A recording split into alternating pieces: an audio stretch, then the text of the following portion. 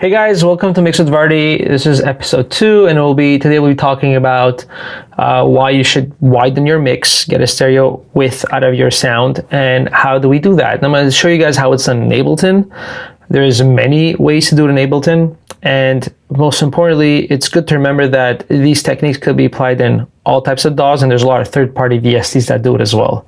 So I'll get into how it's done in Ableton. You could pick any method you want. I'll tell you which one I like the most, and you guys can go from there on. So let's jump in Ableton right now. See ya.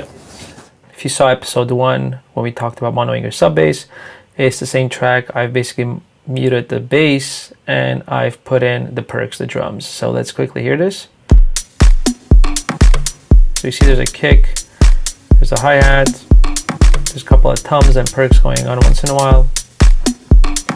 We're going to talk about stereo width. You could apply stereo width on pretty much any sound you want, but we're going to do it on the drums. It's kind of cool. It's fun adding stereo imaging to your drum sounds. So there's 4 ways we could do this. The first one, similar to the first episode where we talked about utility, the first way of creating stereo width to your sound is by using utility.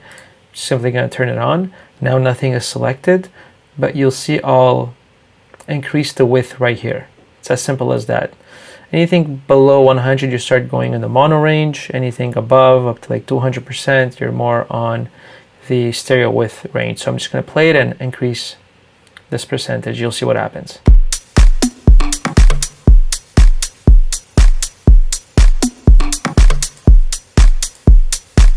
So that's off, and this is on. It just feels like the sound spreading, going to the left and the right, and it's just more fun. It creates this whole 3D impression of the sound, and it's kind of cool. You can get much more technical with these things and apply them in different manners. The second way of doing it is by adding simple delay. Simple delay also comes again on through Ableton. There's a lot of different, every delay does this. The whole point of left-right delaying, you're delaying the left-right signal from reaching your ear, which causes you go from static sounding mix to a more, oh, this is a bit more alive, this sounds a bit wider. I'm hearing my left and my right sounding very different. So I've turned it on. See, I've put in, for the left speaker, I've put in different values compared to the right. Now this will give you a very naturally delayed stereo signal.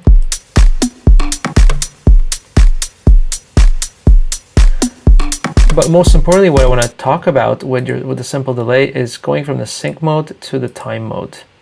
And if we go in the time mode, we see we have the option of using different millisecond, different times. Anything like, say, about the range of like 15 milliseconds to 10 milliseconds, you will start hearing a nice stereo widthness. You won't hear a delay per se, but you'll hear the drum sound kind of widening a bit. I'm just going to press play and raise the dry wet.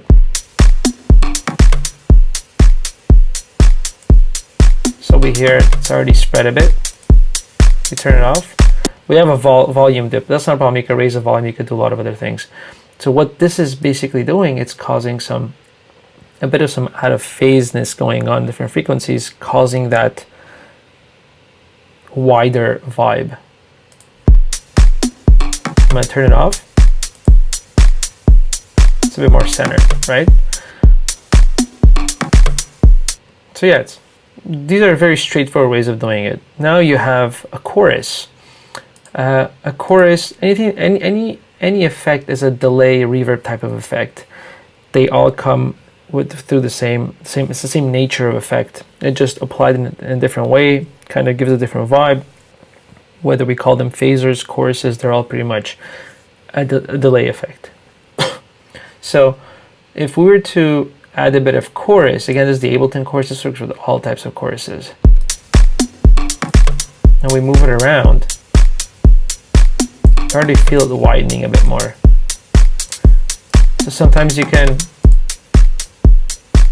add a couple of them together and give let me group this and give a specific vibe to it. If you're using a lot of different types of microprocessing like this in different parts of your track kind of gives your own flavor about it.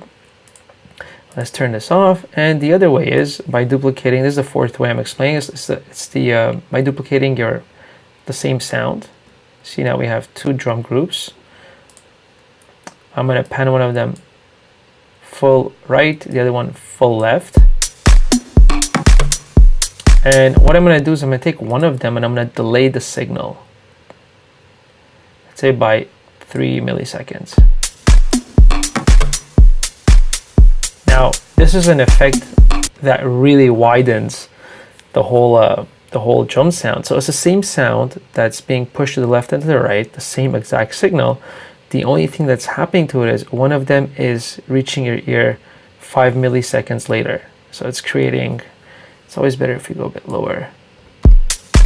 It's creating a whole feeling of this ambience, this 3D effect. So these are 4 ways to create stereo width in any sound you like.